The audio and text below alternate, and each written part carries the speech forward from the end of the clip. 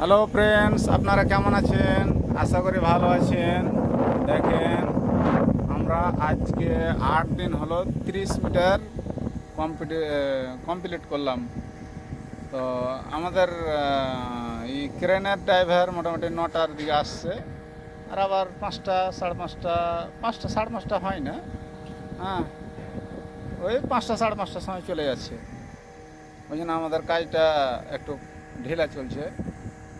দেখছেন, আমাদের ক্রেন মোটামুটি 45 মিটার এটা ক্রেন আছে।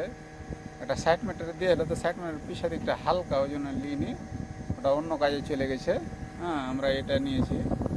তো আপনারা সকলেই যত ভাইয়েরা টাওয়ার খাটছেন, হ্যাঁ, আপনাদেরকে বলছি দয়া করে আপনারা সেফটি হিসাবে কাজ করবেন, সেফটির সাথে কাজ করবেন।